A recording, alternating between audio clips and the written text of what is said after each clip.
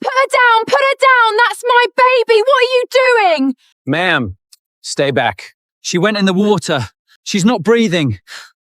I've got her. You get away from her! If I stop, she dies. Do you understand me? You want to help her? Take out your phone. Call 911 right now. Who are you? Call and then count out loud with me. 1, 2. Stay with me, sweetheart.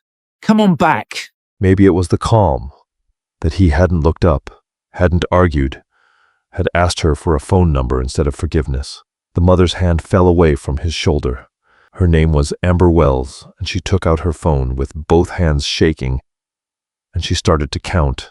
What she had not seen was the minute before, the flash of pink under the surface near the old culvert, and this same man going over the safety rail without a half-second's hesitation, and the current trying to drag them both under while he got a fist into a fold of soaked cloth and hauled the child up into the air. She had come around the bend just in time to see the worst possible version of it, and not 1 second of the part that would have explained it. The penlight came off his belt without a thought. A slim old medical thing, no groundskeeper has any business carrying, a thing he'd stopped being able to explain to himself. 3 years now, why he still clipped it on every morning next to his keys. His hands knew. He thumbed the light across the little girl's eyes, once reading the pupils, because a small body pulled from cold water is not the same as a body gone, and he needed to know which one he was holding. For half a second, the water on his hands wasn't canal water. It was the sheen of a hospital floor, a monitor's flat tone, another small hand going still in his, and a name in his throat that wasn't this child's. He shoved it down. He pressed and breathed and counted, and he did not stop. He had a chance that joggers, and the mother, and soon, the police would never understand. To an ordinary eye, the child was gone.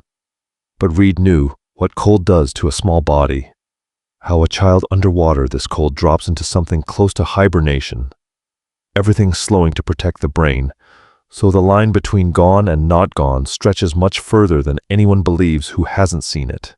He'd been told a kid was gone and kept going anyway, and been right, more times than he could count, so he kept going. He was not going to waste a cold water save being polite.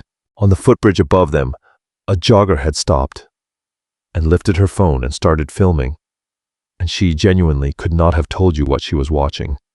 A stranger saving a child, or a stranger stealing one. From up there, in silence, they look almost exactly the same.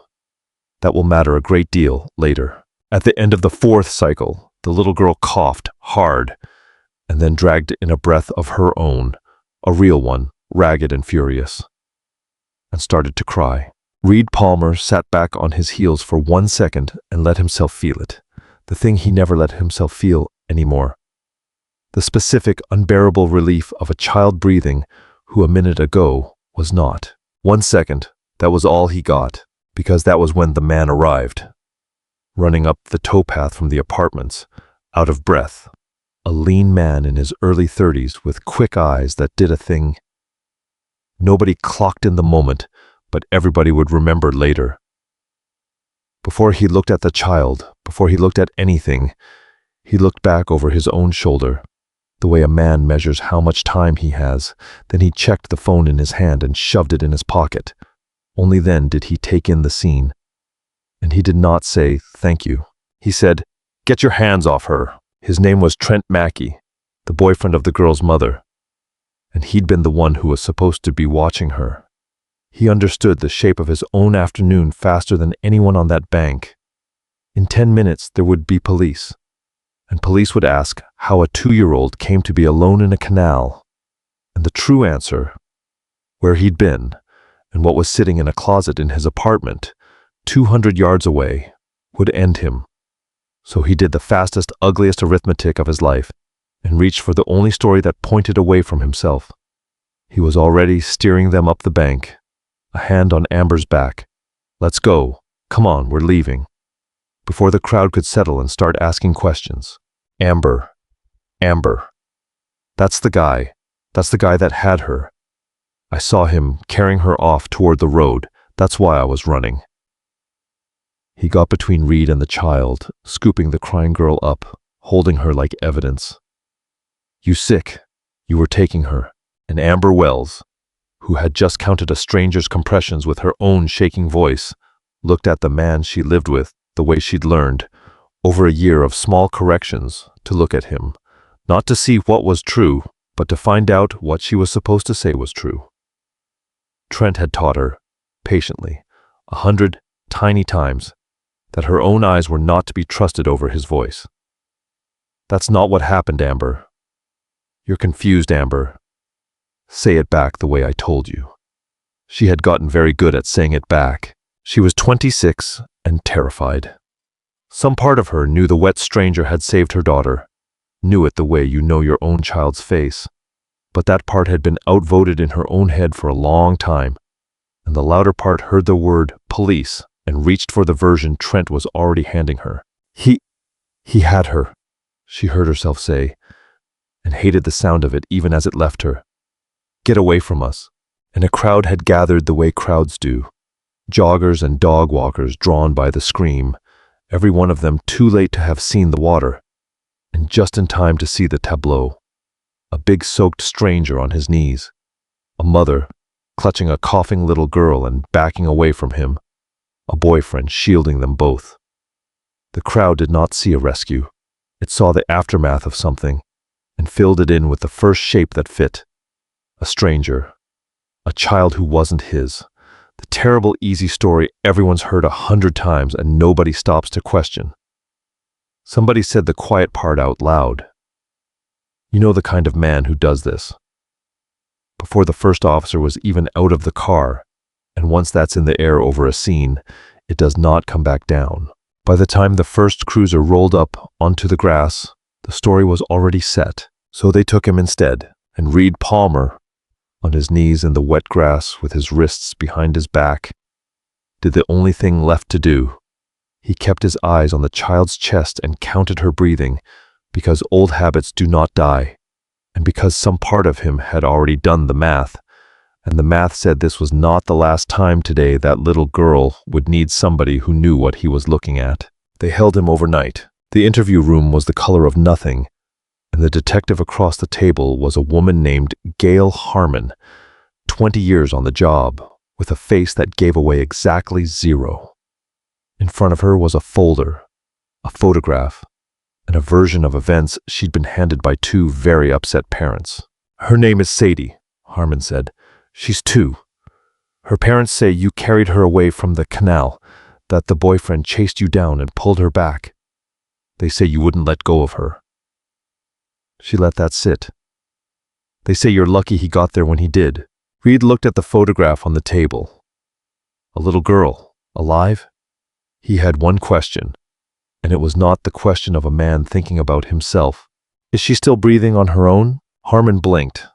It was the wrong question, not a guilty man's, and not quite an innocent one's either, but the question of somebody whose mind ran on a track most people's don't. 20 years in a chair like this had taught her that the detail that refuses to fit is the only one that ever matters. She wrote it down and underlined it.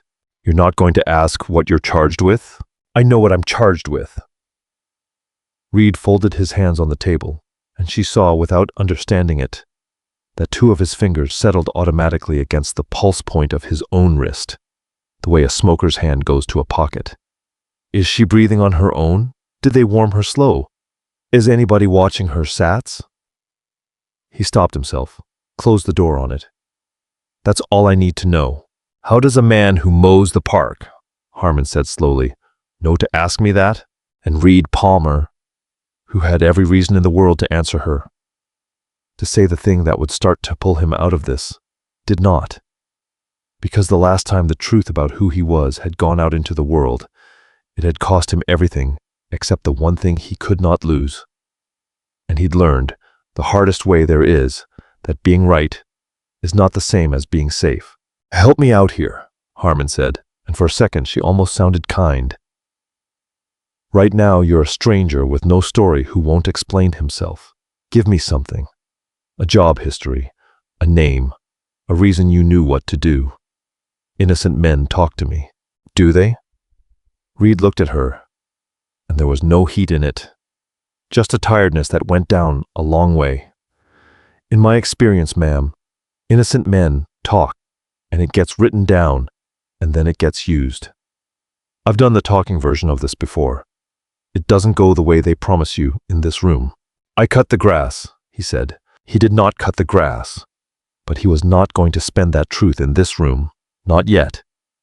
Not until he knew what it would buy, and because there was a 7-year-old across town who needed her father still standing when this was over. Harmon sent him back to the cell and sat with her notes, and what bothered her was not the man.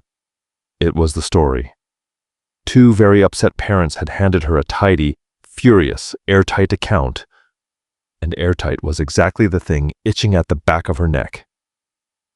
A man who steals a child does not stop and breathe for her, and then wait around to be arrested. He runs. This one hadn't. He'd counted the girls' breaths while they put the cuffs on him. Harmon had been doing this long enough to know a body from a costume, and every instinct told her she'd been handed a costume. She meant to find out who was wearing it before anybody printed a headline she couldn't take back. They put him in a holding cell, and in the dark, the thing he kept buried came up the way it always did when he was too tired to hold the lid down. One image, sharp as a cut. His wife's hand going slack in his, and every alarm he'd trained his whole life to answer screaming at once, and answering nothing. Knowing had not saved her. Knowing is not saving. He lay on the steel bunk and did the only thing that quieted it. He counted his own slow breaths, in and out, the way you breathe for a child who can't. Her name was Nora, and she was the reason Reed Palmer's whole life had shrunk down to a small, careful shape. She was 7. With her mother's dark hair and small wire glasses, she pushed up her nose with one knuckle. And she had been staying with Glenda from the next unit over since the police came.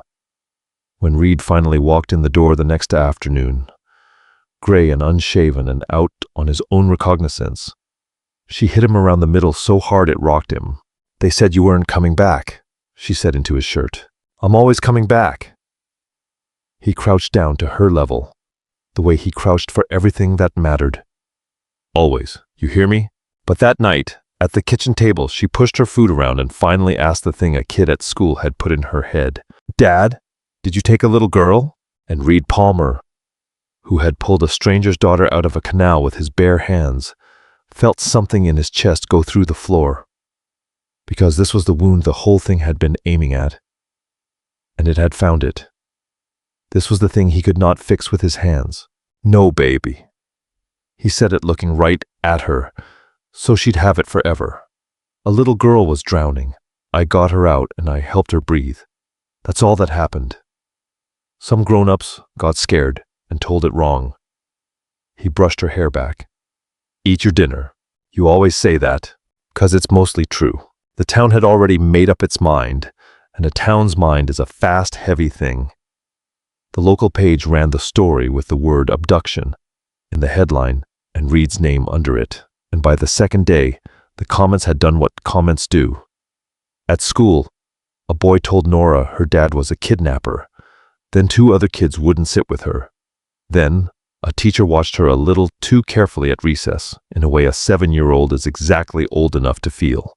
At the canal, parents steered their strollers to the far path when they saw the Parks Department shirt, the same man who 3 days ago had been invisible to them. Invisible the way the person who keeps a place safe always is, right up until the day they need a face to be afraid of. Glenda from the next unit, who had watched Nora 100 evenings, still watched her. But she watched Reed now too, at the door, with a new small carefulness. And that careful look cost Reed more than any headline, because Glenda was a good woman, and if a good woman who knew him could look at him like that, he understood exactly how the strangers were going to look. What he did not tell his daughter, what he'd have cut off his own hand before telling her, was the part that had started to move under all of it, like a current under still water. When the county gets a report that a man has been accused of taking a child, It does not only look at the child he was accused of taking, it looks at the children in his own house. And there was a caseworker's card already on Reed's counter, a scheduled visit, and a set of questions a widowed man raising a little girl alone in a rented unit was going to have to answer very, very carefully. The accusation hadn't just come for his name. It had come for his daughter. He knew that. It was exactly why he'd sat in that gray room and said, "I cut the grass." 3 years ago, in another town, the system had already reached into his life once and nearly taken her. And he was not going to hand them a single thing they could use. The county did not come with sirens. That's the part nobody warns you about. It comes slow and polite, on a clipboard, which is somehow worse. A week in, a caseworker opened what she called a routine inquiry, nothing more, came by one evening and looked, with a professionally soft face, at all of it. The locks, the fridge, the way Nora stood a half step behind her father's leg, the one parent in the home instead of two. Every honest answer Reed gave made the picture a shade worse. A quiet man, a private man, alone with a little girl. The same story that had cuffed him at the Canal, told now in an office voice. "Most of these close with nothing, and I expect this one will," she said at the door, not unkindly. "But if the criminal side goes the wrong way, this becomes a case. Fix anything a judge could point at and get it behind you fast." It landed like a slow blade, because Reed knew exactly how a routine inquiry ended when you let it run with the wrong story attached. He had let it run once before. When Claire died, a grieving in-law who needed it to be somebody's fault called in a report, and a court moved, on paper, to put an infant Nora somewhere neutral for a few weeks until things settled. Reed had not let them. He'd buckled his daughter into a car seat, driven 2 states to his sister's, and refused to bring her back until a judge would sit across a table and look at him. And the judge called that contempt and handed him a fine and a small, permanent mark on his record. Reed called it being her father, paid the fine, and never once been sorry. But the mark was real, and it sat in a file on a caseworker's desk right now, one line above the word abduction. A man who once took a child and drove. It didn't matter in that file that the child had been his own. It sat there, patient, waiting to mean whatever this week decided it should mean. Across town, in a hospital chair beside a crib, Amber Wells was not sleeping either. Sadie was fine, awake, cranky, reaching for her, and every time Amber looked at her daughter's small, furious face, she heard the wet stranger's voice somewhat on the grass, flat and certain. "Count with me." She had counted. She knew what she had seen. And every time the knowing rose up in her, her phone would light on her knee with a message from Trent. "How's the baby? You talk to anybody? Don't talk to anybody." And she would feel the walls of the room he'd built around her and put the knowing back down. But she was not only afraid. On the 3rd day, she did one small thing Trent had not told her to do. While Sadie napped, she walked down to the apartments, knocked on the door below hers, and asked the mother there, as lightly as her shaking voice could manage, whether anyone had seen anything at the Canal. The woman's 9-year-old looked up from the floor and said it the way children say the thing all the adults are dancing around. "I saw the baby from upstairs walking by the water by herself. Nobody was with her. I thought that was weird." By herself. Amber stood in that doorway with the last of the lie coming apart in her hands. She still, for one more day, said nothing, but she had gone and asked. Reed, for his part, almost got away with staying quiet. He almost made it, and then, on the 2nd morning, at the hospital, a man said his name. Reed had gone to the hospital because he could not go. It was against every instinct of self-preservation he had. The accused does not go stand near the child, but he'd spent one entire night unable to sleep, and the reason was medical, and it would not let him rest. So he stood in the public lobby of County General, where a man was technically allowed to stand, close enough to the pediatric floor to feel it, and was working up the nerve to leave when a voice behind him said, "Palmer." He turned. A doctor in scrubs, mid-50s, gray at the temples, a lanyard heavy with badges. A face out of a life Reed had buried 3 years and 200 miles ago. Reed Palmer, it is you. The doctor's whole face changed. My God, it's Sable. Aaron Sable. We ran the pediatric transport rotation together. You were... He stopped, because the rest of that sentence was, you were the best resuscitation nurse I ever worked with, and something in Reed's face told him not to say it out loud in a hospital lobby. What are you doing here? Sable had watched this man bring a child back, once, years ago. A bad call at 3 in the morning, everyone's hands shaking but his. Working the timing a half beat. Ahead of the monitor, like a man reading a page the rest of them were still hunting for. You don't forget the person who can do that.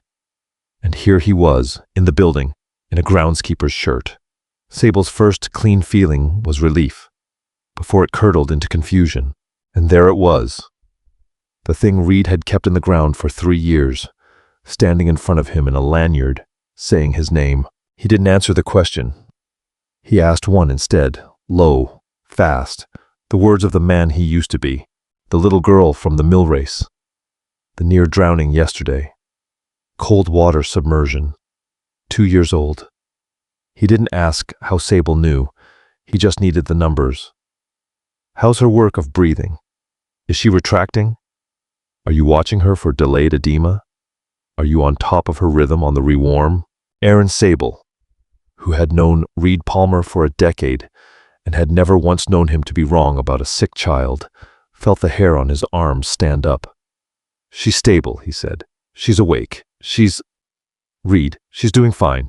We're observing overnight. Watch her, Reed said. Watch her breathing, not her being awake.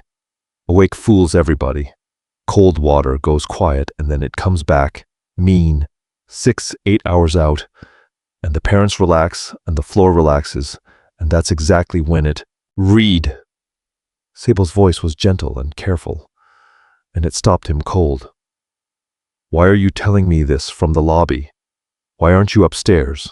The silence answered him. Sable looked at his old colleague, the best pair of hands he'd ever worked beside, the man who could read a failing child a full minute before the monitors caught up. Standing in a public lobby in a groundskeeper's shirt, not allowed on the floor. What did they say you did? Sable asked quietly.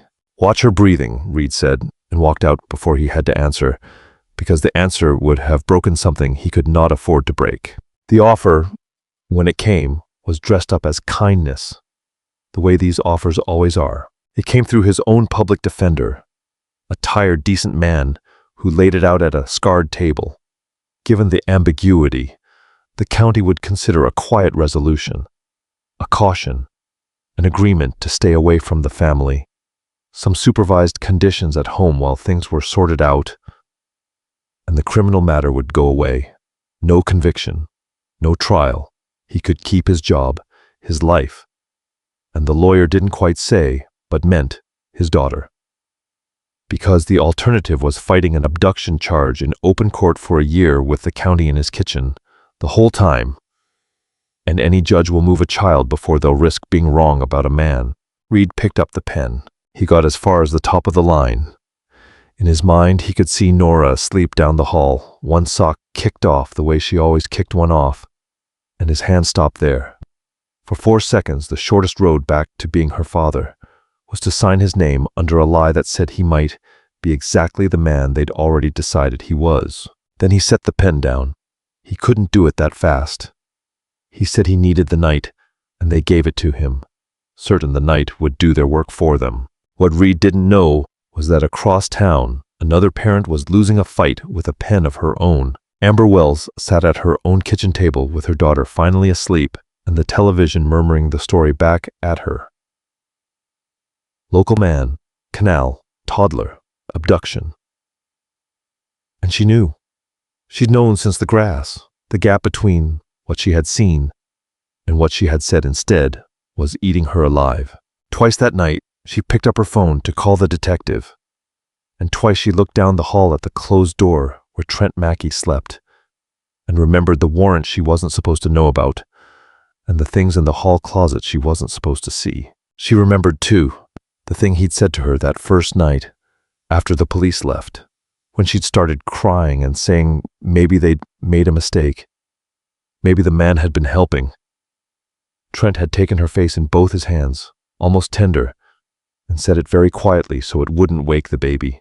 You told the cops he took her. You, not me. So if this comes apart, it comes apart on you, and they take Sadie and the boy both. And you spend the whole thing explaining why you lied to a cop about a kidnapper. A thumb moving on her cheek. Or we hold the line and it goes away and we're all fine. Your call, baby. But you already made it. She put the phone down. She was not a villain.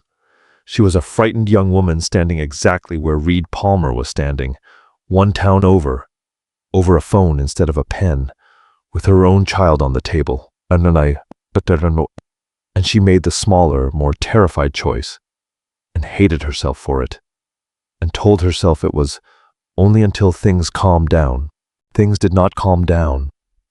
They got much worse, much faster, and in exactly the way a man in a hospital lobby had begged a doctor to watch for. Because on the evening of the second day, 6 hours after everyone had decided little Sadie was fine, her breathing began to change. It started small, the way it always does. A faster rhythm, little grunt at the end of each breath, a pull at the base of her throat that a tired resident glanced at and attributed to crying, because she'd been crying because she was 2 and wanted her mother. Her oxygen number drifted down a few points. The monitor gave one soft chirp and auto-silenced, and nobody was there to see it drift back down. Cold water drowning kills like this. Not in the water.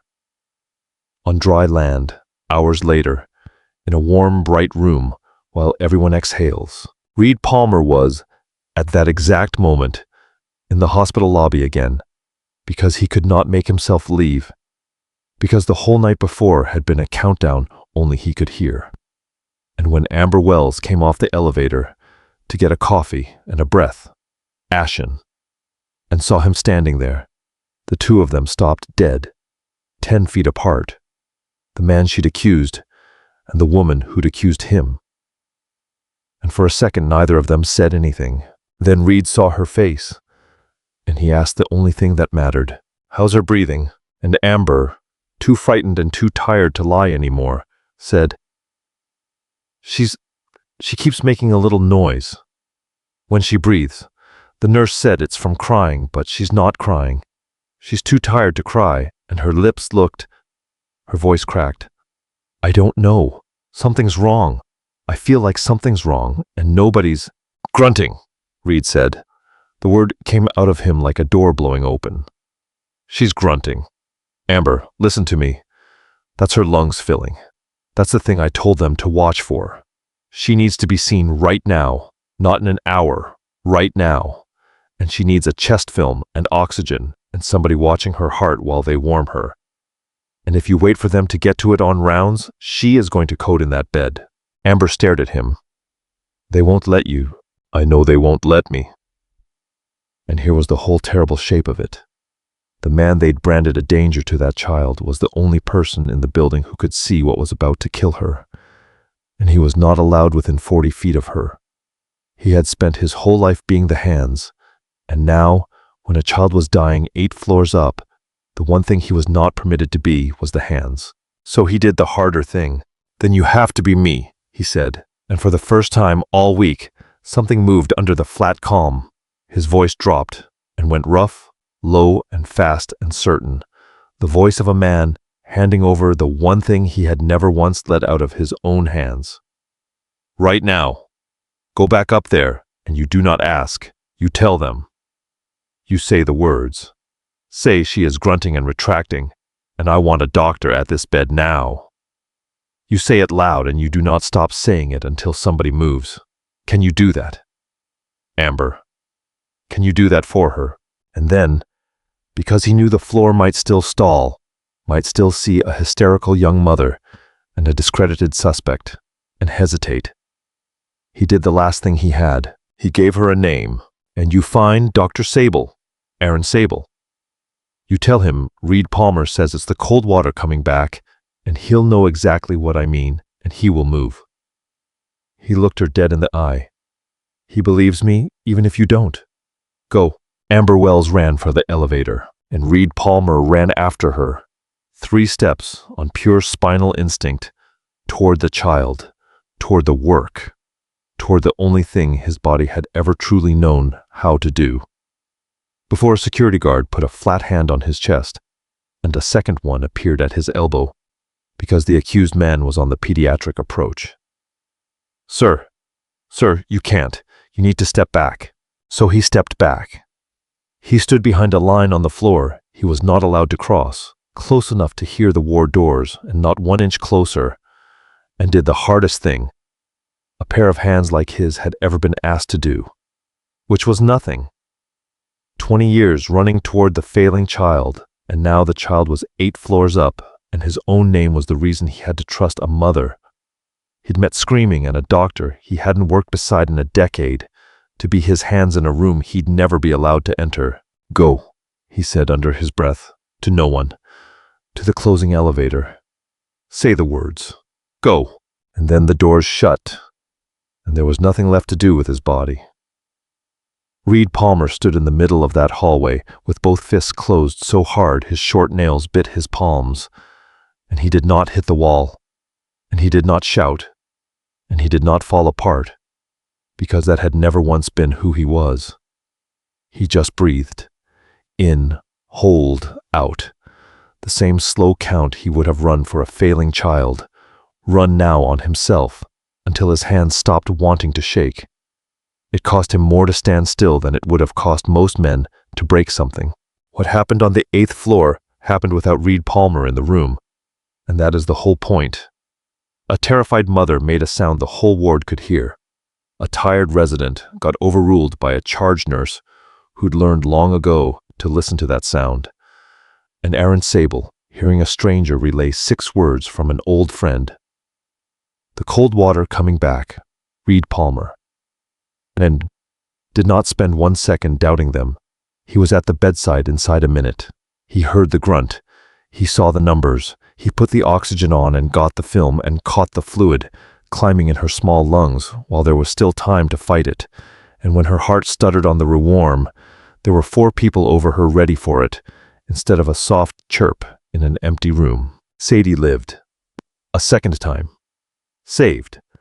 The second time, by a man who was never allowed to touch her. And Amber Wells stood in the hallway outside that room, with her living daughter behind the glass, and thought about the wet stranger on the grass who'd told her to count, and the same stranger in the lobby who'd told her to run, and understood all the way down that she had helped put handcuffs on the only person who told her the truth twice. And telling the truth would cost her everything Trent had spent a year teaching her to fear. The moment she opened her mouth, she became a woman who'd lied to police about a kidnapping and left her baby with a man she should have known better than to trust. And the county already circling would look hard at her too. That picture had held her mouth shut for 4 days. What broke it was not courage. It was an hour old and still in her body. The flat tone of the monitor, the number that would not climb, the way a room had filled all at once with running people because a man she'd had arrested stood in a lobby 8 floors down and knew what to send them for. There might not be a stranger in the lobby the next time.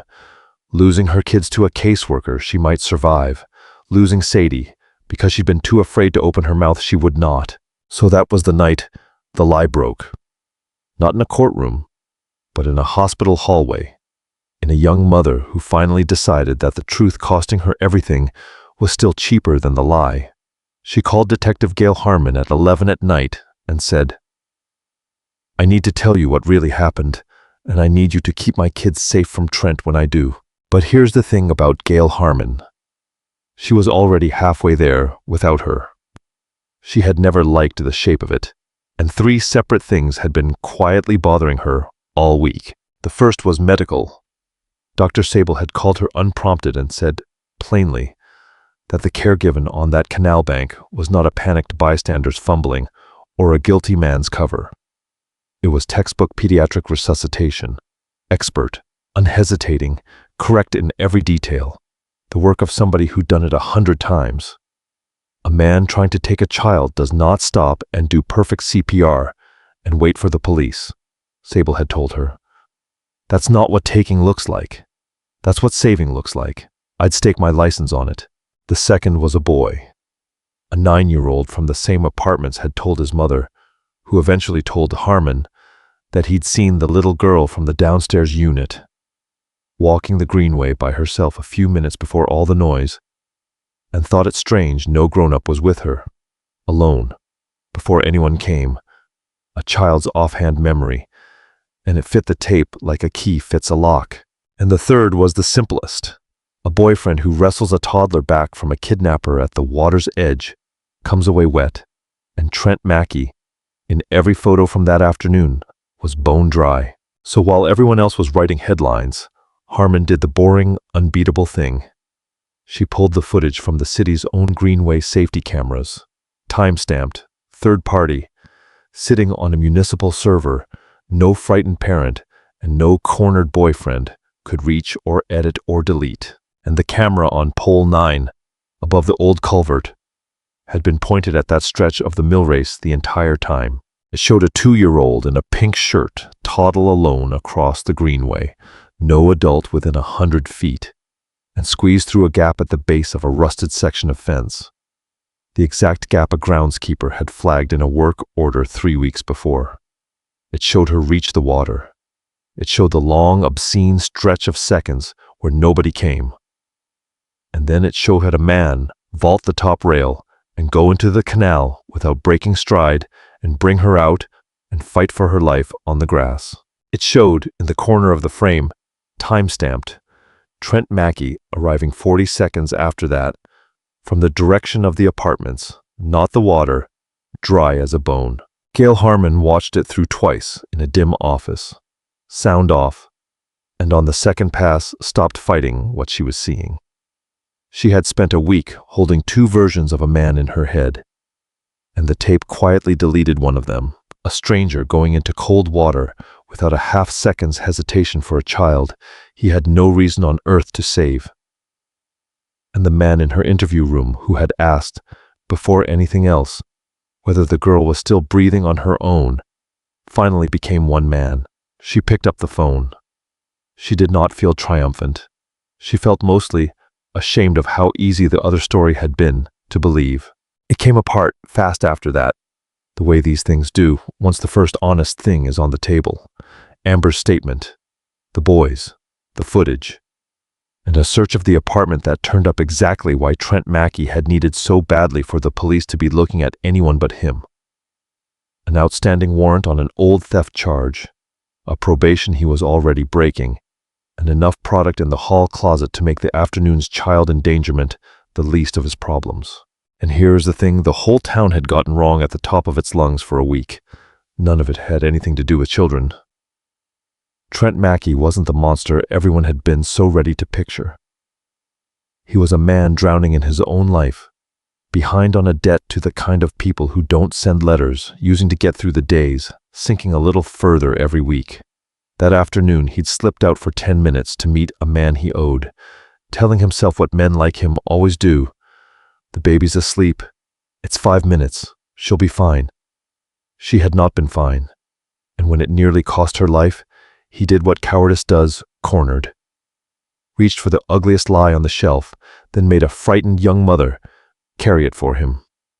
It didn't make him harmless. It made him worse, in a smaller, more ordinary way than a monster. The dangerous stranger the town was so certain it was looking at had never existed. It had built one out of a quiet man and its own worst reflex, and aimed it at the one person on that bank who had actually done something good. He was charged. Child endangerment. The warrant. Tampering. Coercing a witness. And the story that had branded Reed Palmer for the better part of a week was retracted in a single paragraph on the same website that had run it, and the county quietly closed its file on the man who cut the grass, and closed along with it the file it had opened on his daughter. Reed never stood up in a courtroom and named who he'd been. He didn't have to. A camera, a boy's plain memory, and a frightened woman's conscience did it for him. The only way he'd ever have allowed it done. Detective Harmon came to tell him herself, on his own porch, because she felt she owed him the walk. She told him it was over. The record cleared, Sadie going home healthy. And then, because she was the kind of cop who couldn't leave a thread alone. The doctor, Sable. He told me what you used to be. She studied him. You could have said, first hour, first room. You could have told me what you were, and this all goes different. Why didn't you? Reed was quiet a moment. Because it wouldn't have mattered what I was, he said finally. It only ever matters what they've decided you are. He looked back through the screen door to where a little girl with wire glasses was doing her homework at the kitchen table, safe and his. And I couldn't gamble her on you all being fair. I've made that bet before. It doesn't pay. Harmon didn't have anything to say to that. She just nodded and left him his evening, which was the kindest thing she had. He never went to any ceremony. There was talk of one, the county, the fire department, the local paper all wanting a photo of the hero of the mill race. And Reed did with it what he'd done with every honor his vanished career had ever tried to pin on him.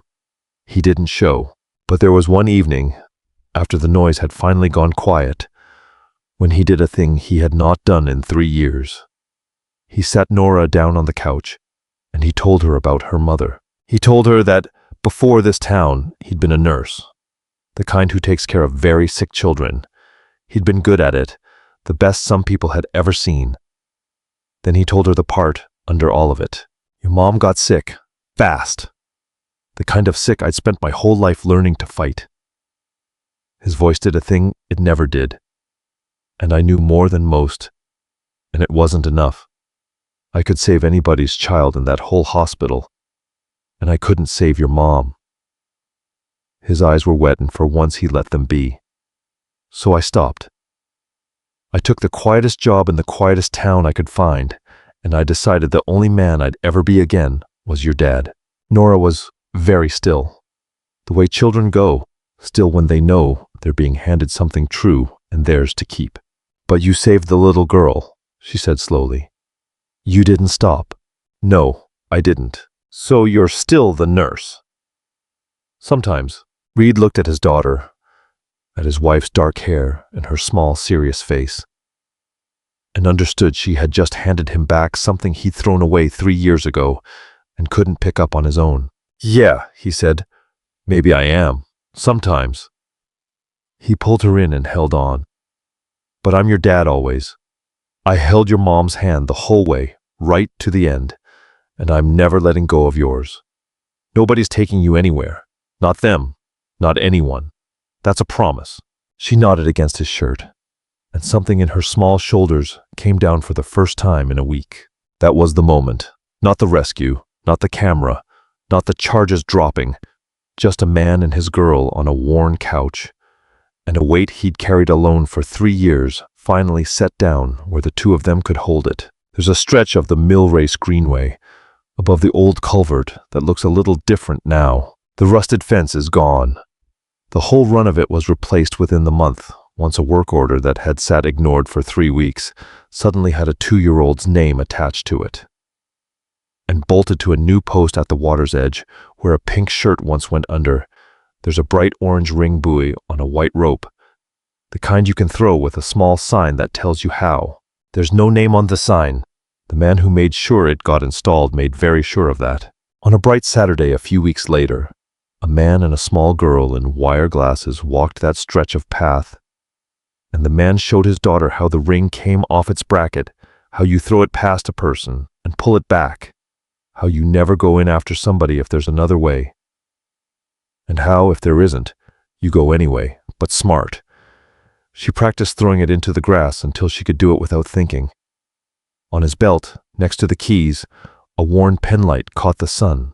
When she'd thrown it clean 12 times, Nora looked up at him.